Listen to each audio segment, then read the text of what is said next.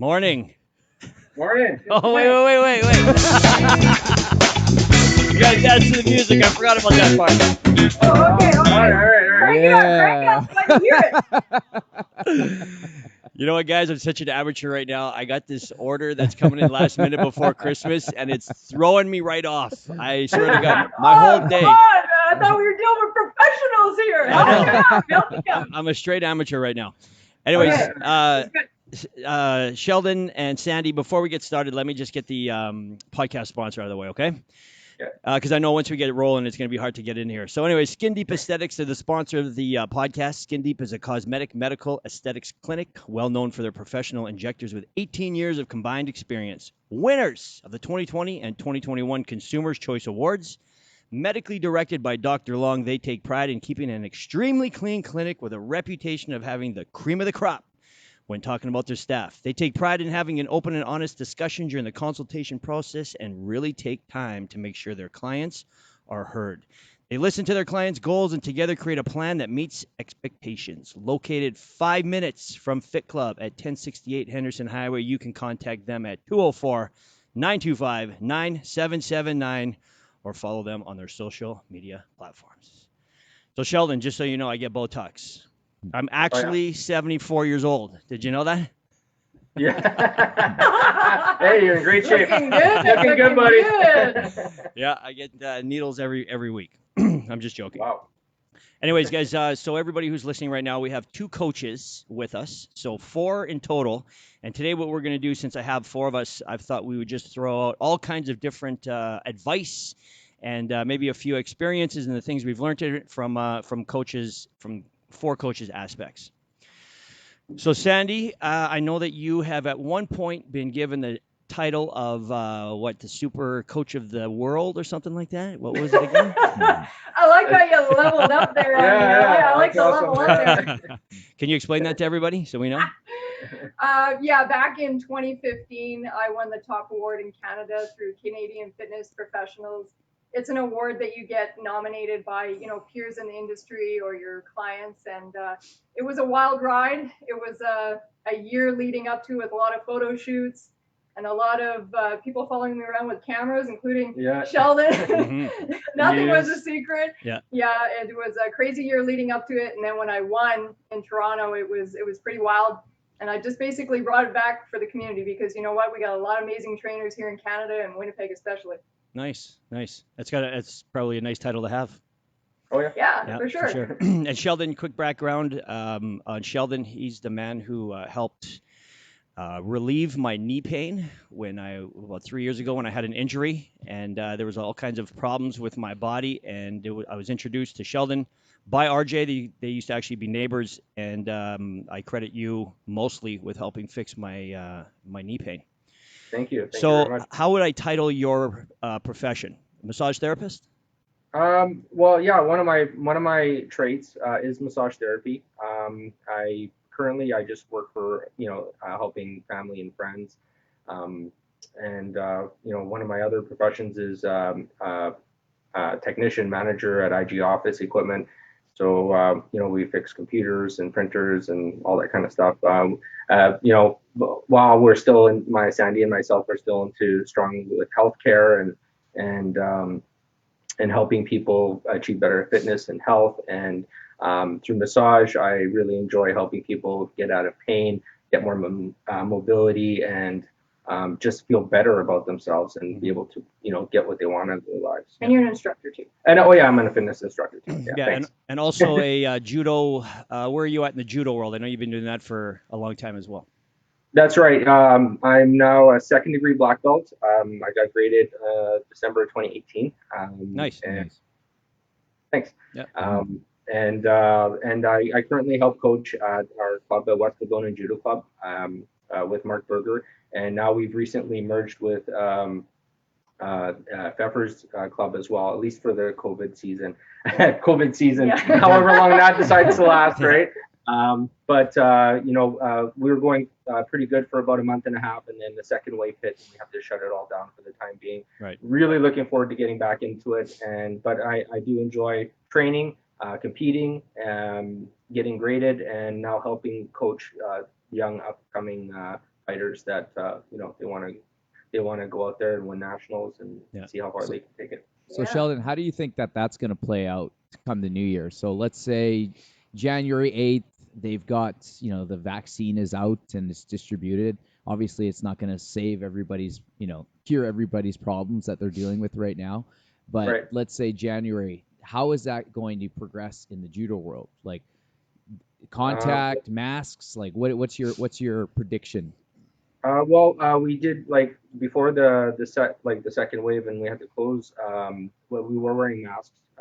It was optional at the time, but I decided to wear a mask, and it is a little bit harder to train with a mask. But I think it'll make you a better athlete. Moving into January, it's really hard to say. Like with the vaccines, things are going to start dropping and rolling, and moving forward, and things will start opening up. So. I think that definitely things are going to be different everywhere. Like it's already different in judo. We have our designated spots. You have a designated partner. We used to partner up with, and switch partners throughout the practices. Now you're with the same person. Not a terrible thing either, but definitely things are very different. They will remain different for quite some time. I think there's going to be a new standard when this all comes back for judo, for jiu-jitsu, for gyms, for martial arts studios, dance studios. It's going to be different. Is it going to be better? Maybe. Maybe less people will get sick with the cold and flu because people are taking more precautions, washing their hands.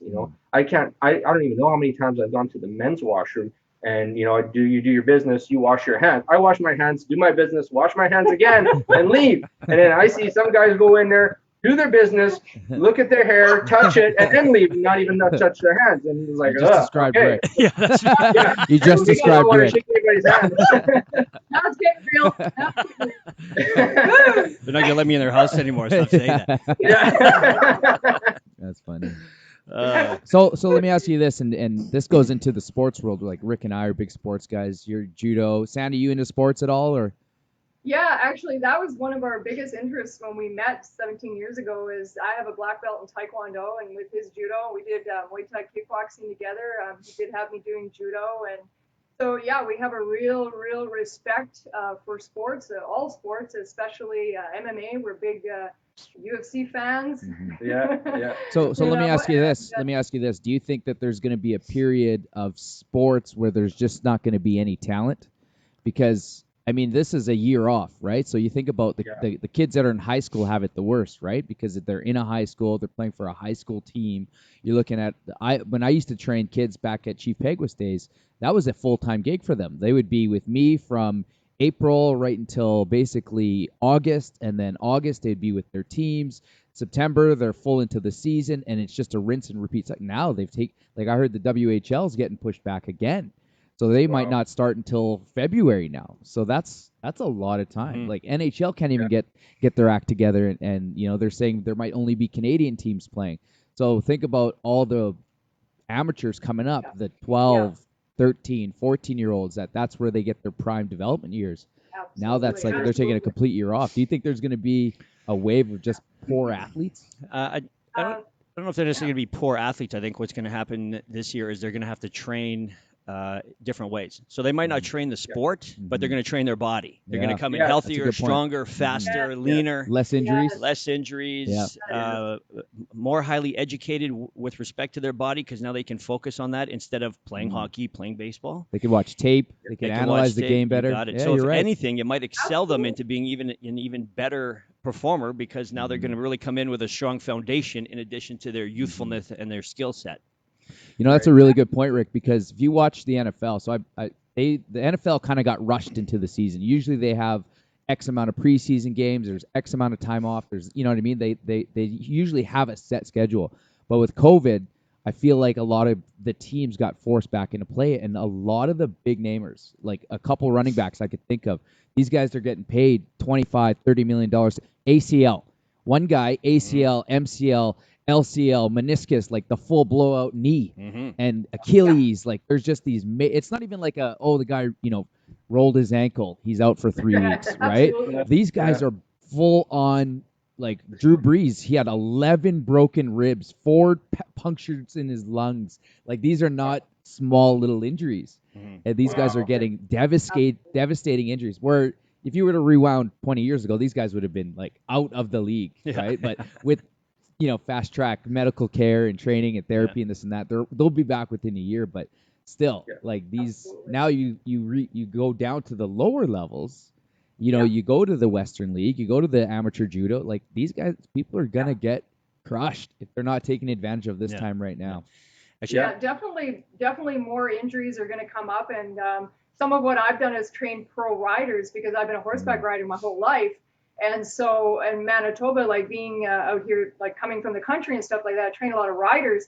And what's happening now with all the rodeos being canceled and all these things that are being canceled, and these guys, they're riding expensive horses. These horses, some of them are worth more than people's houses, and so what's happening is the horses are becoming deconditioned because there's less people allowed at the stables to even be working these poor guys. So they're becoming deconditioned. There's going to be injuries with them, and they're athletes. And then we've got the riders that are, they're getting deconditioned because, they're not riding as much, and then they need to look into more cross training and things like that. So I'm seeing sort of that side of things too. As an athlete's an athlete is an athlete, and whether it's a human being or an animal or what, you're at the elite level, the professional level, there's going to be a lot of bizarre injuries that maybe we wouldn't have normally have been seeing or been as extensive. Do you feel like there's going to be a separation in fitness? Like right now, there's obviously a major problem with obesity, diabetes, heart disease. Like those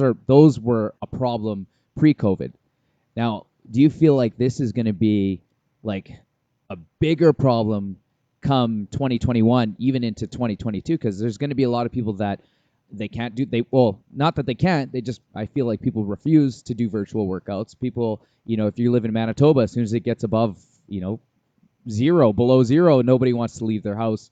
So everybody kind of is either waiting or, and they're already having a hard time. I feel like there's going to be a massive spike of like very inactive people. Bone density is going to go down. Like I watched this movie. Pi always watches this movie called Wall-E. I don't know if you guys ever seen it, but basically they live on a spaceship, right? And so the Earth got polluted, so they all went to this like cruise line ship. They don't even walk around anymore, and they're talking about their bone density, and they're all obese, and they're sitting on these like floating chairs, and they're just sitting on computers all day. And I'm like, man, like that's what's gonna happen. Yeah. And so is there gonna be a big gap between the people that are at least attempting fitness and then the people that are just waiting or are just not going to deal with it? Do you feel like there's going to be a big problem? I think that the people that are looking for the excuse will use it as an excuse, and the people who really want it will find a way and find a coach, find a system, find a program, a challenge, a group, anything to help them move forward. So I don't know. Yeah, there might be a gap because there are legitimately people out there that just they have no ability to do anything at home and they're just waiting. But most of us are do have the ability to do something, anything, and the people who are looking for excuses, they have the perfect excuse. So like, well, hey, COVID, I can't move. Just I need to get creative. Yeah, I mean, there's somebody I know in judo that gained a massive amount of weight, and they refuse to train. They have everything, all the tools available to them, and now they're, I don't know how much more overweight they are, and if they can't find their way and their reason to do it, they won't. And I think it's just a massive learning curve for everyone, whether you're in the fitness industry as a service provider or whether if you're in the industry, like as a consumer coming to a gym. I think trying to navigate online will be hard for everyone. And then depending on how long we stay in lockdown and how long this is going to keep going in 2021 and what's going to happen in 2022, I think it's just, the learning curve and all of that. There's going to be people that are just going to be saying, no, I'm just not going to do anything, and I'm going to put Netflix on and eat candy. and wait for it to all pass. And then there'll be others that'll be just looking for any option and just, it's not a lack of resources, just be resourceful. Tie the dog up to your sled. Way you go. Back to basics. Yeah. I mean, in the 80s, we didn't have all the stuff we have now, but we were all outside playing and having fun. And, absolutely. Sandi, let me ask you a question, since you got a lot of experience in this industry. And we're not going to go too far in the past, but I want your opinion on the present and in the future. But what have you noticed, let's say, from 10 years ago when you were coaching to how it is today? And then most importantly, how do you see this industry in the next 5 to 10 years? Wow. Well, definitely so much has changed. When I came into the industry 15 years ago, we weren't using social media. We weren't on social media. You didn't have coaches that were that you couldn't, like, once you taught a class or once you saw a client, like, that was it. And you were keeping in contact through email or whatever, and so much more. There's so many more options now, but yet it's different. Like, coaches share their stories now. They never used to share. I think in a lot of ways it bridged the gap so that people could actually realize that coaches were actually human too. Yeah, not robots. Not robots, because I think, that's what happens. You come in and you train people and then they just think, wow, I'll never get there. So much has changed, and where things are going, I mean, time will tell. It's just like, I remember teaching, boot camp and cardio box, and it was a big thing, 15 years ago. Boot camps are still popular now. It's just like anything, that things are going to come and go. Systems are going to come and go, and there will be the things that will always be there and will continue to get better. Things like boot camp style, HIIT style classes will always kind of be there, but yoga and Pilates has kind of come and gone and come and gone and come and gone, and I don't see that changing. Like, I think there will always be the new thing coming, but there will always be the thing that was always there, the gyms. Like, I don't really think gyms are going anywhere. Are some struggling right now? Yeah. But I honestly think, like my mentor told me years ago, there's a place for everyone in this industry. And I think there has to be a facility for everyone in this place. And I think we need options for everyone, whether it's online and in person.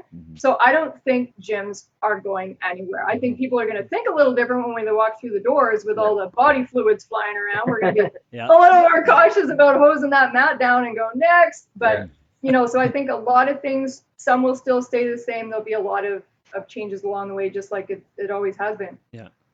Sheldon, let me ask you this.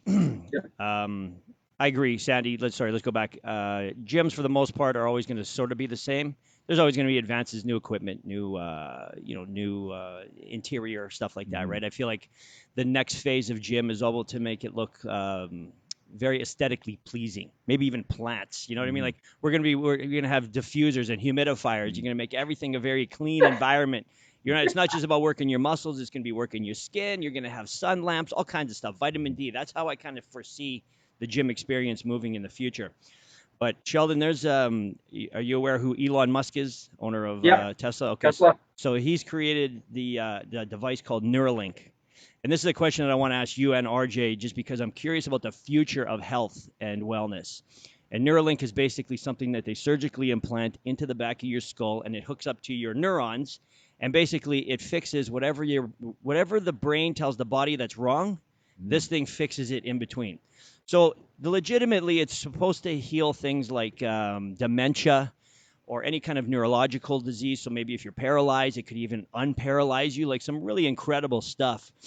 And so, Sheldon, what other kinds of things can you foresee technology helping us accomplish in this industry? That's a good question. I mean, I like that Neuralink.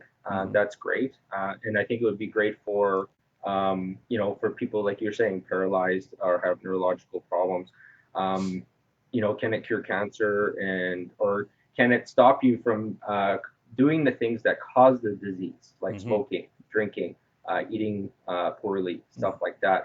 I think that no matter how good the future is, that it all comes down to people's habits and what they want to do, what they're willing to do to have a better, healthy life. I do believe that the future advances in technology will help us heal faster, better, stronger. It definitely can help prevent diseases, and even now they can ID chromosomes before you're even born that can cause defects and sometimes correct that as well. So I do see all that moving forward, getting better as the future goes. Just like, hey, eventually Star Trek, they'll be able to manufacture your limbs and body parts and stuff like that, and beam you a new arm on. Well, I already have a titanium. Sandy's already part robot, we're so good, bring it on the technology.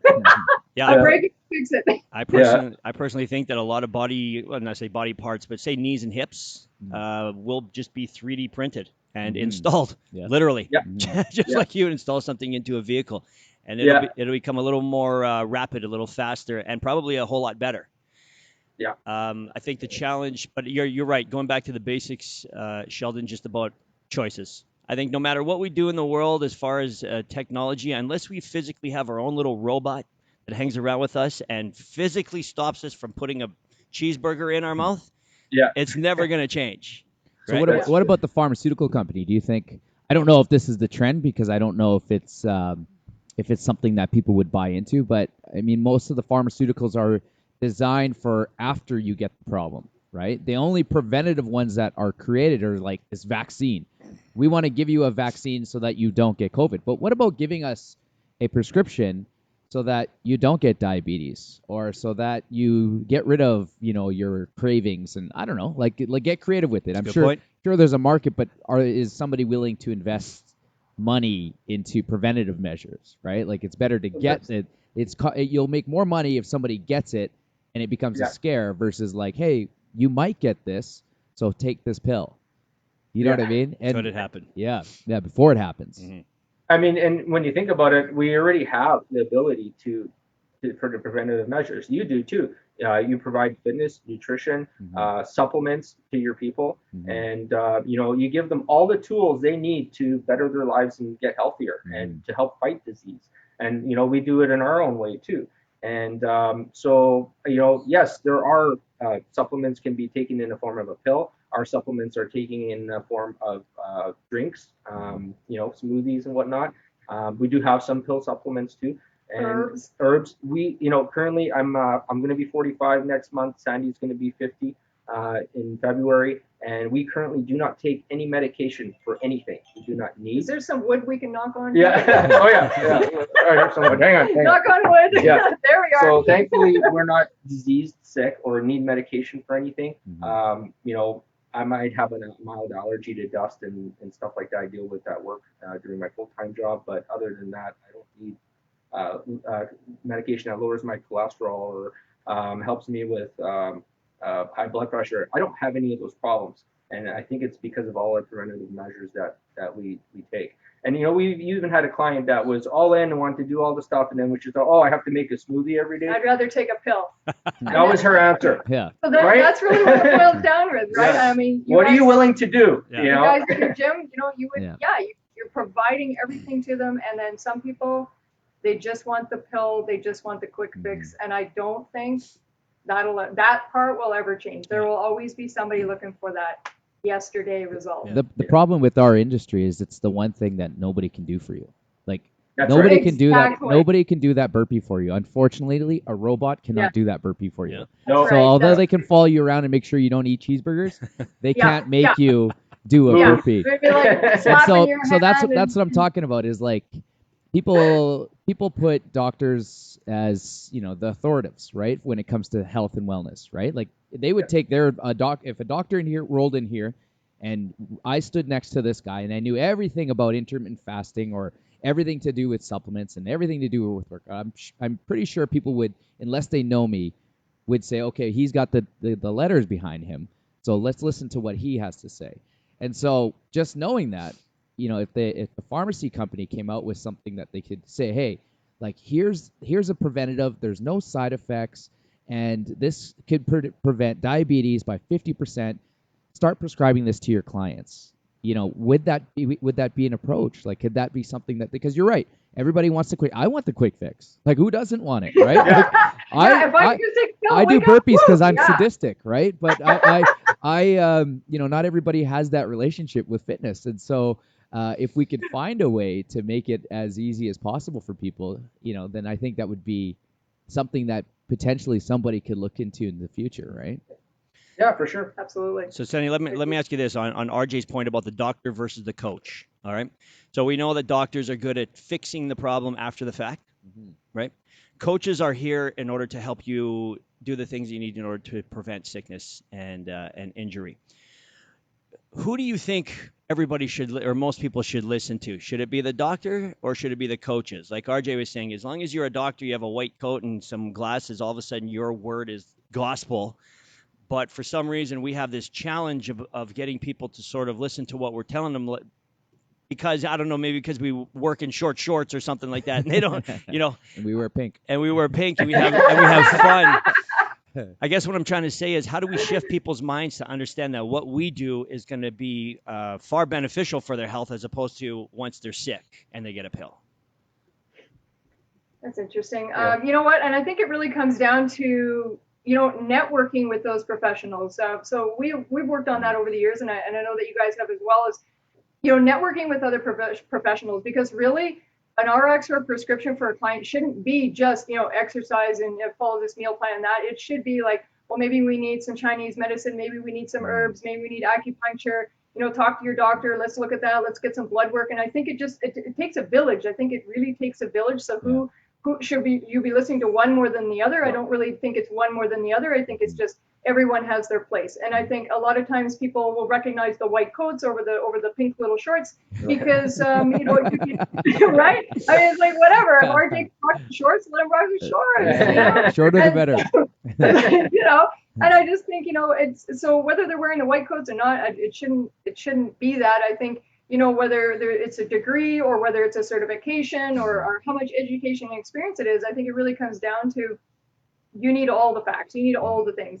And what a lot of people don't realize is that, a general practitioner, a lot of times, unless they've taken extra education, and I mean, we have general GP doctors like in the family and stuff like that, like they don't necessarily have like taken the additional nutritional extra certifications, degrees, knowledge, or whatever that a coach would have been able to add on. You've got this and you've taken the metabolic typing, you've done, there's so many things. And I think people need to realize that when you see a coach in shorts, don't think that they're not running around with all the, all the knowledge, right? All the experience, right? Yeah. So I think they really need to have everyone. It's really everyone's got something to bring to the table. Right? And not all doctors are healthy. What if your doctor's obese and they're telling you need to lose weight? Well, are you going to look to them for their advice? No.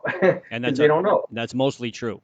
That's mostly what it is out there. Yeah. So Sandy, we got some audiences that are showing you some love. Helly Hart says hi.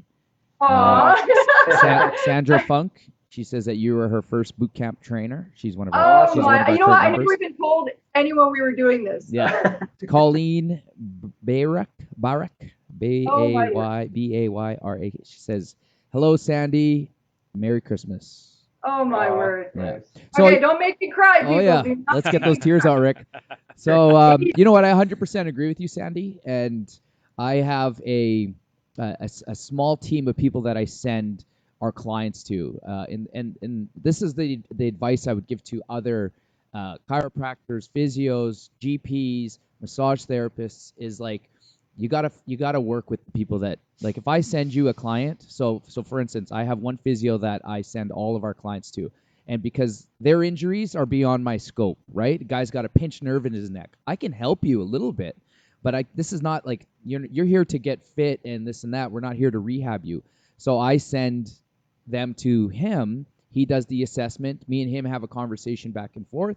Then he sends them back, and his key focus is to get them back to their daily living, but the key focus is to get them back to working out, because if they're back to working out, they can do the rest of their kind of like daily living. And so one of my recommendations to chiropractors is that if we do send people to you, or we send somebody to a GP, like we have a guy, Marvin, and he's a NP, so he's a health nurse, right? And he can do everything virtually as a new clinic.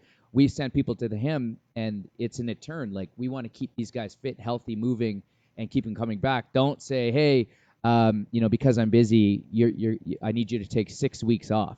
You know what I mean? For a sprained pinky, right? Like, I sent you to him for a sprained pinky. Don't tell him to take 6 weeks off. What modifications can we do? Let's work together here. So that's one of the things I agree is that if we can build a team of people that we refer to, people that specialize, then, I send people to Sheldon, like Rick, right? So one of the questions I ask is, what kind of massage can you handle, right? And I have my hardcore elbows, like me, Sheldon, deeper is always better, right? So I have my massage therapist for that, and then I have more of the therapeutic approach where guys like I can send Rick to somebody else and he'll never go see that person again. Yeah. But I could send Rick to somebody like you, and he'll continue to see you. So it's all specific, right? I enjoy Sheldon's touch. Yeah. You know what? So when I first had my knee fracture, so what was that, like a year and a bit ago? Yeah. Last 2 Februarys ago, and I remember I didn't see you for probably the first 30 to 45 days because I was like, I couldn't even be touched, man. Like, I didn't want anybody going near, and I got a pretty high pain tolerance, I think, right? I'm back jumping around. It's been a year later. Most people, this would take them 10 years.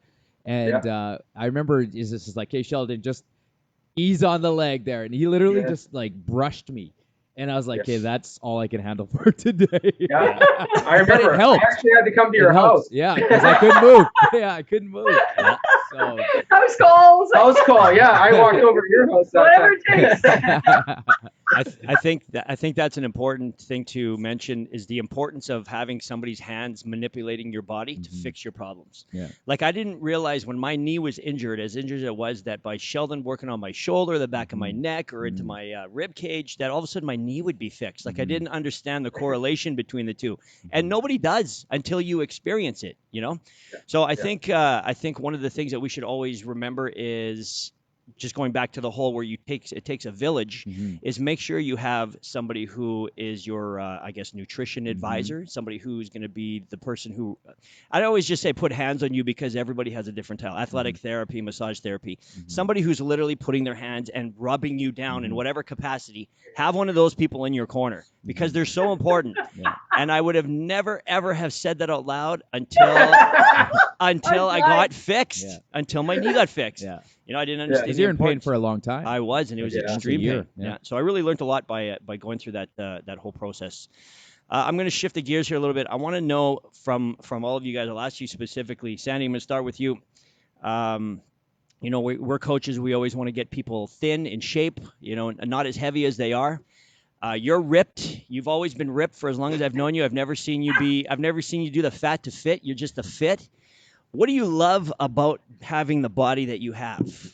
And what is the motivation people should have? The outfits. Honestly, the outfits. Outfits, yeah. You want to look good.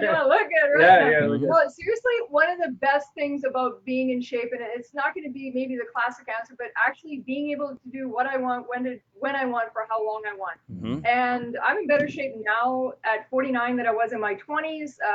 I can go and ride my horse, which is very physical. I can do workouts. If somebody wants to go glow bowling, well, that isn't going to happen right now. But I mean, it's just, or rock climb, or go on a trip. And if you go on a trip and then all of a sudden somebody says, oh, by the way, there's going to be like a 4-hour hike, I'm not going to be like, oh my God, 4-hour hike, what? Like, I'm not going to be able to handle that. I'm going to die on that hike. And so the thing about it is you keep yourself in shape for life, for basically what you want to do. I mean, people will call it functional fitness. Like, I want to look good, obviously, but I also want to be able to do what I want, when I want, how much I want. And I have clients that, live at their cottages and stuff like that. And they're like, you know what, if they weren't working out, they wouldn't be able to push the wheelbarrow around or run with the dog or get with the kids or the grandkids or whatever, you know what I mean? And or keep up. Sheldon, what do you love? What do you love about being in shape? It feels good. I love feeling great 85 to 90% of the time. Sometimes, even when you're in shape, you tweak something here and tweak something there, and pain sucks. And another thing is when you do get injured, and I've recently done that twice, just doing rentals in my garage. First it was an upper back thing. And sometimes you gotta break something to let it heal right so it gets better. So I think that's old injury that caused me problems and then re-aggravated it. The nice thing about being in shape is that you can heal 2, 3 times, 4 times faster than you would if you weren't. Getting the proper therapy. I got the chiropractor on it, massage. As soon as the inflammation went down, and that really helped. And then I tweaked my lower back shortly after. As soon as that got better. So I'm currently dealing with that, but it's already getting better. It's only been about a week. Yeah. Maybe So- a little bit more than that. So the ability to heal faster, quicker through injuries.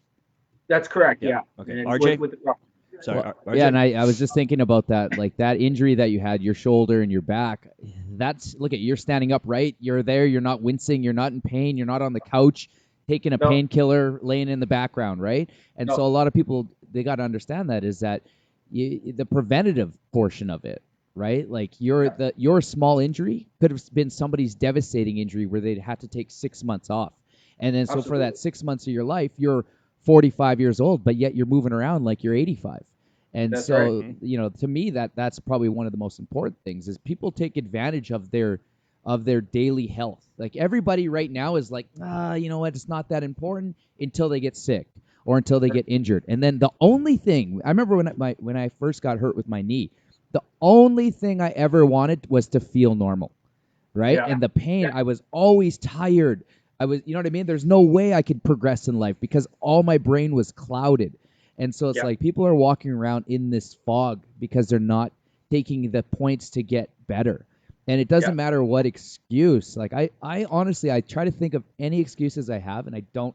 And I have a hard time with excuses. I'm sorry. You know what I mean? And I'm not trying to I'm not your drill sergeant. I'm not this and that. But I just think that anything you want to do, you can freaking do it. And it doesn't matter how old you are. The only thing that gets harder as you age is everything that you've done 5 years ago or even like last year or whatever it is. Everything you've done to that point made it hard on you. But it doesn't mean that it can't get better. But it doesn't get better unless you start right now. Like, don't wait till tomorrow. Don't wait till this afternoon. Don't wait for an hour. Like, forget it. Do it right now. And I almost swore there. Yeah. I almost swore. What about you, Rick? It could always get better. Yeah, I mean, and you know, even Titanium. your titanium ankle. I mean, she had a even when everything was healed and she did all her rehab, and it was years later. I'm looking at it, and she said I can't do a full squat, and you know, I'm like, well, we can work on that. And you can always, and I'd say you have about 98% mobility. Yeah, now. they told me I would never walk properly again. Hello. Yeah, exactly. I told her she'd have a club foot. Exactly. Just because they say that, just because they say that, and they're in a position of authority, doesn't mean it's true. Yeah. That's So true. I have two choices. Yeah. Stop everything. Stop everything. Or show them what I said. Watch me. Yeah. That was my words. I said, watch me. Yeah. So would you say that No, that's like- would you say that attitude may be the ultimate life hack? Attitude. I wouldn't say ultimate. I say it's huge. It's huge. It's very, very, very important to have the right positive attitude and wanting to progress. I think if you don't progress, and if you don't have the attitude that you want to progress, then you know you just stay the same, or you go backwards, right? Yeah, absolutely. I mean, So definitely, it's part of the big puzzle. It's a huge part of it. I don't believe it's the only thing. The most important. I don't know if it's the most important, but I don't think it's the only thing. I think it definitely plays a big part. I mean, if you came into 2020 and you had a bad attitude, let me tell you, it didn't get much better after that. Well, it got worse. You know what? I was listening to this podcast, and this woman's a neurologist, right? So she studies the connections in your brain.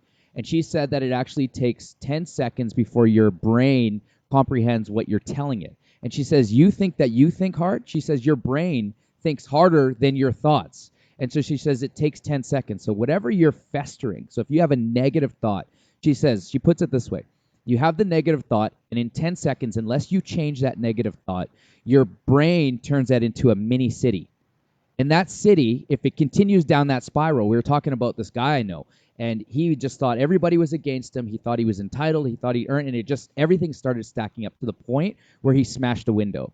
Okay, like he just lost it. He lost his cool, and everything led up to that point. So his little city of a negative one thought turned into a town, which turned into a city, which turned into a province, which turned into a country in his brain. And Tony Robbins, everybody knows who he talks about changing your physiology.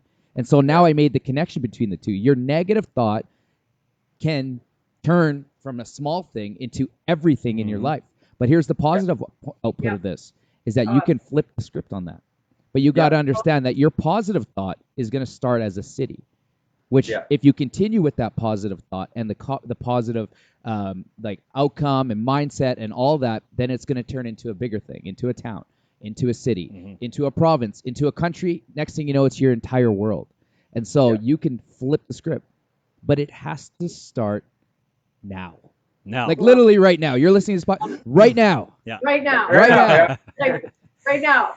So 5, 4, 3, 2, 1, go. Yes, the countdown. to add to that comment, so Sheldon, I would agree with you, or I'm going to disagree with you a little bit. I personally think attitude is 100% everything.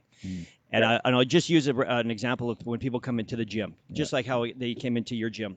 If they have a negative attitude, they're already going to hate the workout. They're going to feel shitty. It's going to suck. They're going to look stupid and foolish. But if you roll in here and just be like, whatever, I got to do it. I'm going to do it. No matter what happens to you, you're going to pull a positive out of it. Yeah. And once you almost like open yourself up and embrace the change or embrace what's going to happen to you with a positive attitude, what stops you? Nothing. What can actually stop you? Nothing. It really can't, right? And I know, and just referencing motivational speakers, I know there's this one guy, I can never remember his name, but he has no legs, okay? He's just a torso. He's got no arms, and all he has is like this little hook of a leg. Yeah. And he gets around, you know what I'm talking about? Yeah, I do. And he gets around on stage and he moves. This guy swims. No arms, no legs, and he swims and he talks about it. And he never has anything to say. Like, if there's somebody that should be negative in life, it would be a guy like this guy. Every disadvantage. Everything. And he's just out there and he's got a microphone on and he's telling people to stop complaining about stuff. Like that's what I'm saying. If he can do it by positive thoughts, you can do anything, right? I think us being coaches gives us a bit of an advantage because where in the world, name one other place, Sheldon, Sandi, Rick, where somebody's walking around, hey, awesome job. Hey, Rick, you drank that coffee. Nowhere. Awesome, bro. Like, Nowhere. hey, good job on that call today, man. You absolutely crushed it. Let's keep going, Rick. What's the next thing, Rick? Come on, Rick. You know what I mean? Like, nobody is walking around like that. Yeah. In fact, in your brain, you're saying the opposite, right? Like, I can't do this. Oh, social media says this. Oh, there's a spike in that. Oh, we need to wear masks. You know what I mean? It's like all these things are coming at you hard. Yeah. And so I think with us coaches, when somebody walks in, and Rick does a great job of this, I haven't seen you guys do it, but I'm assuming you would do this too. If somebody walks in a bad mood, you're immediately 180. Like, I'm the other polar opposite of that. How do I make this person smile? Yeah. And so I think when you start to give more, you don't have to be a certified coach. You don't have to be a Fit Club coach. You don't have to be a Beachbody coach. You don't have to be any of that. Just start doing small things like that. It's going to feel weird at first because that's like us wearing the tight little pink shorts, right? Like it's at first you're like, oh God, this is weird. Everybody's judging me. I feel so stupid. I'm showing too much leg. And then eventually you're like, hey, this is me now. Hey, I love it. Embrace it. And then everybody's like, yeah, I want to see those shorts. Like everybody gets so fired up about And it. then everybody wants to buy the shorts. And then now you got a trend of short wears. And that's basically what it starts, right? So if you believe enough in what you're doing, people will follow you, right? And it's easy to either be attracted to negativity because that's where our body and our brain wants to go first. It's like everybody, your body doesn't want to burn calories, right? Your body doesn't want to maintain muscle. It wants to sit on the couch. It wants you to watch Netflix. It wants you to eat a bag of chips. Like that's just the way that your body's built out. Nothing wrong with that. We already know that now. Okay, so what do we need to do to get the opposite end of that life? Is we need to do the opposite. So if we want to be more of an outgoing person, we want to feel good more, we have to put that out in the world. It can't start by you expecting your spouse, your coach, your boss, like they can't give that to you. If they do that, that's a bonus. You have to give out more than you expect to get in. Right. Good point. Absolutely. Good point. Let me backtrack. I know you guys got your points in about the positives about being in shape. And I didn't get my answer in there, but I'm going to tell you what it is. I agree with everything that you guys said. Now we're back to the beginning of the Two things. I got to get my point in. Here we go. Okay, all right. Let's Two go. things. Sheldon, you and me are the same age. Isn't it nice to stand next to a 45-year-old, or Sandi for sure, someone next one of your peers, and you just look like you're 20 years younger and you can do anything? Alpha males. Doesn't it feel good? Alpha males. Yes. I love it. That's one of the things that I love to do, and you guys tell me if this matters to you, but I love the fact that my wife wants to have sex with me all the time. That's a good point. I roll in there with no shirt on or whatever, and I could just hear her doing like, You know what I mean? Yeah. Tell me, isn't that a great part of being fit? Yeah. As a married couple, isn't it nice that you're still so sexually attracted to each other? That's a big Yes. Yeah. So let's do this. Rick, Yeah. you have your how many times should somebody have sex? Yep. So why don't you share that? Like what, a week, a day? Yeah. What's the minimum? Which one? What is the minimum? The minimum is twice a week. There you go. Once during the weekday, and then of course you got to have your weekend. And the weekend can be whatever, but it has to be minimum one. That's what I think. Minimum one a week. Yeah. Sheldon? Once or twice a day would be great. Sandy's like, can you keep up? Sandy's like, that's it? That's it? Go drink a smoothie, Sheldon. Let's go, buddy. Yeah. Smoothies work. Yeah, it's happening. It's happening. So I agree with Rick. I think minimum once a week is you have to make that connection, and if not, then you need to start looking at the relationship, because we have kids, right? I have a career, Neri has a career, and I think that everybody gets caught. The more stuff you have, the more things you got in your life, the more it's easy to bury the bare minimum of what your relationship was when you guys first got together. And so being intimate is part of that. Holding hands, right? You guys were hugging each other. Like, those are all connections that you need to make, because otherwise you become from a relationship to a partnership to a business partner. Then you're just roommates. You're just roommates. Yeah. Exactly. Yeah. Exactly. Just watching you guys on screen here, you can tell that you really love each other. You have a great energy together. Your energy is together, not separated. And the way you're looking at each other when you're talking, it's really nice. It's really special, and I love that about your relationship. And I've known you guys now for, I don't know, 2 years, I guess. So let's ask them how they keep the spark. Hey, great question. Let's give some advice to our Why don't we our get into some viewers? relationship advice, RJ? Isn't that the name of the How show? about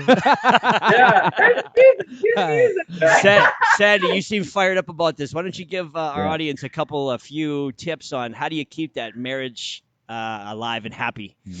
And we've been together 17 years, and I feel like we're still dating. And I think it really comes down to the simple things. I mean, we message each other every day. So he'll be busy on service calls. I'm busy doing my thing. I'm still messaging. Hey, just a simple, hey, how's your day going? Even if it takes 4 hours to get back to me, it doesn't matter. Hey, just a little reach out. Recognizing the little things all the time, little presents, little surprises, little, when we used to go out to movies all the time, date night, COVID, now it's date night in the basement, but just always at a certain time in the evening, we say, okay, it's family time. And, we don't have kids, but we have fur babies. And it's really important to just have that time together and just look at each other and say, hey, how was your day? And just it really comes down to the simple things, right? Yeah. Sheldon? Yeah.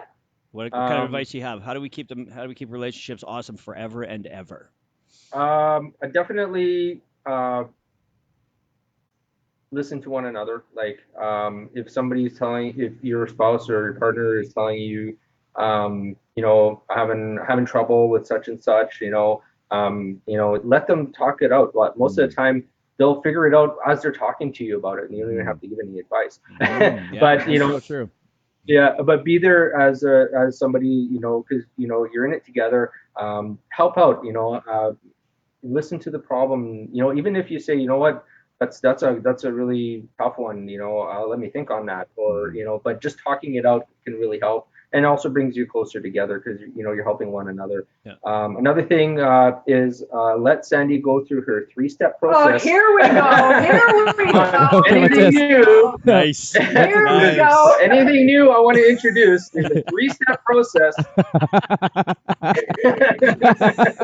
We're listening, Sheldon. Yeah, what's a 3-step process? Write it down. Right, so what is first it? PowerPoint. No, first is okay. What the hell is that? And why do you think I need that? And go through, explain, and it's like, okay, well maybe. You gotta give it time. Step 2 is okay, maybe, and then step 3 is okay. Let's give it a shot. So what's the last thing that you had to go through the 3-step process for? Last thing is okay. Here, try it. But it's just basically it's time, giving her time to process. The new. It could be anything. The new thing. A blender. It could be a new quad. It could be a new food. It could be a pair of glasses. Yeah. I got a 3-step process for everything. Anything new. Yeah. Sandy, I'm like you too. I need things to be introduced to me, and then I need to process it, and then I need to weigh all the options, and then all Rick get doesn't along. say maybe. He says no. Then he comes around. Yeah, exactly. All right. See? I'm always, See? yeah, I'm the, I shouldn't even be talking about positivity because I'm like the nope. And then I think about it, it's probably a good idea. Really? Why are Rick and I even on this call? You know what? I think for so my advice for males is obviously number one, stay attractive, stay in Yep. shape. Hell yeah. Right? Take care of For sure. yourself. Number two, do the small things. You may not know that they know that you took the garbage out or you changed the light bulb or you did, just the small things. I'm not saying it's a blue job, but if there's something that needs to get done, do it. And then number three is force time. So for us, like my wife will just cook all day, she'll work all day, she'll take care of the kids, and then she'll go to bed. And I'm like, hey, we're watching Saturday Night Live on Saturday. Like, there's no, and you're staying up. Like, there's no, what is it called? Negotiation here. Yeah. Like, this is our time. The kid, we'll put him on a phone, and you know what I mean? Like, this is us, you and me. So, number one, stay attractive. Number two, do the small things. And then number three is force the time. Because if you don't force the time, there's just always going to be something else to do. Yeah, for sure. Yeah, make it a priority. Absolutely. But having said that, you also want to have your own time. And I think, 100%. especially in a time like now when we are forced and stuck together, even if that means you jet off for a walk for an hour, but just to be by yourself. But yeah, I agree with everything. Great points on all three of you, but a little bit of alone time is good too. And also keep your own hobbies.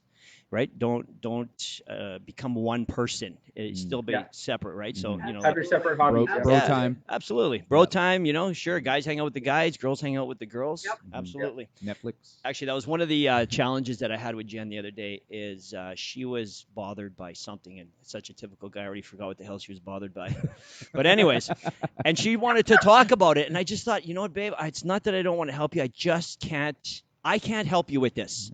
And I said, call Jen King. She's one of our members here. Yeah. And, that's what she needed. She needed a 3-4 hour conversation and she felt better. And it wasn't that I was trying to dismiss her or go somewhere else to do it. I just knew that I didn't have the mental capacity to help her out, So that's one of the things that we try to be is very honest with each other and be like, listen, yes, I'm here for you, but maybe I can't help you with this. And your point about, it takes a village to make someone healthy. And I feel like that's exactly the point. Like you got to have, like I need the RJ and the Jerome time. She needs the girl time. I think everybody, you got to have a lot of people in place to help you. And you should never necessarily rely solely on your partner to solve all your problems or to help you through it. That's right. Absolutely. Yeah. How do you guys handle fights? Do you fight? Do you disagree? Disagree. We just saw it. The 3-step process. Yeah. You saw that was me going, here we go. I would say we don't fight. I mean, I've heard, in the past people get in, tumultuous relationships where there's a lot of yelling and screaming and name calling and stuff like that. And that's definitely not us. I mean, do we agree on everything? No, not necessarily. But not like fighters or anything like that. We just, talk it through and.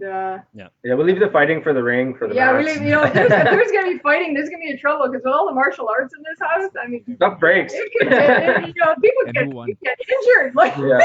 I think part of it is because we're both into martial arts. There's a discipline. Find a way to figure it out rather than to argue or fight about it. And I think that's like just one of those things that's ingrained into the training. And, totally. And we're not looking for the fight. Self-control. We're not looking for the argument. If it happens, it happens. But we're looking to resolve. Yeah. Well, and the other thing is too, as my uncle will love that I'm referencing this, but let's talk horoscope. Like, okay, so we're both Aquarius, and we're known to get along with everyone. I think we're the same sign. We were born around the same time, and the deep core of us, if you can see, like I'm drawn to him constantly. Like the deep core of us, we're the same deep down, like the same interests. There's a lot that is the same about us, but then we have just enough differences to keep it interesting. You know what I mean? Yeah, absolutely. Okay, I have a question for everybody. All right, so it's going to be a verse. You get to pick one person. You ready? We're going to start with you, Sheldon. Daniel LaRusso or Johnny Lawrence? Daniel LaRusso. Sandy? Which one? Which one would Daniel you pick? LaRusso. Really, Rick? I'm the other guy. Here, totally, Johnny. totally the other guy. I would feel you're more of a Johnny. Sandy, no? Sandy, no? Isn't that funny? I'm all about Oh, Daniel Russo. That is Mr. Miyagi. I'm a Daniel guy Mr. too. Miyagi. I think what those guys do over at Cobra Kai are awesome. Yeah. I'm motivated by it, but I don't know about that. Yes. Punch first, ask later. I don't. Yeah. I just see a lot of regret happening after that. Yeah. Oh yeah. All right, I'm going to have one more question. And before you, let me give you some context. So my wife and I have something called pink and blue jobs, meaning she's never, ever going to take the garbage out, and I'm never going to scrub a toilet. And we just know that that's just how it's going to work in this relationship. How do you guys feel about that? How do you guys feel about the good old traditional roles? And do you have them in your relationship? And you know what? We have our own traditions. Like I don't go to the grocery store. Okay, if I go to the grocery store, we're not gonna have groceries for 3 hours. So this guy is the guy that goes and does the groceries, and I do all the cooking, right? yeah, she does the cooking. Oh, okay. I do the groceries. Good. She'll do the dishes. I'll do the laundry. You know, or you know, if one of us is injured or whatever, we'll take over all the duties. Yeah. Who shovels? With all the garage injuries, I'm doing all the laundry and all the dishes. What's that? Who shovels? Oh yeah. Actually, we both do. We Yeah. both do. I feel like that's a fitness thing. Yeah. Like, Yeah. I'll go shovel. Yeah, I'm just gonna. No problem. Another workout. stretching video Boom. I'm on gonna eat a bag of nibs after. Yeah. Yeah. Anything that's physical, I feel like fitness people are down with it. Just like pre-COVID, we were at a kind of party, I guess just a weekend Friday party, and everybody's kind of sitting around drinking, and I was splitting logs. I wanted to swing an axe. Yeah. And everybody's looking at me like, what? Relax, coach. You know what I mean? Relax. Go sit down and have a drink. I'm like, I don't want to sit and do nothing, man. Isn't that funny though? energy. Like if Let's burn it. you would have I put love a bunch of coaches in the same room, and you Yeah. started splitting logs, we'd all be all there throwing the logs, we'd be Exactly. chopping down trees. Yeah, If you you go bet. around people that don't work out, it's like, why don't you sit down, Rick, and have a drink? I know. It's so weird to not do things sometimes, you know? That's hilarious. Yeah. Anyways, guys, guess what? We're at the end of our podcast. I want to thank you for coming on our show. You guys are great guests, and love your very much. relationship. Guys, just dance it up for us. Yeah. Thanks for having us, guys. Awesome, Thanks guys. very much, guys. Sheldon, I'll see you soon, okay?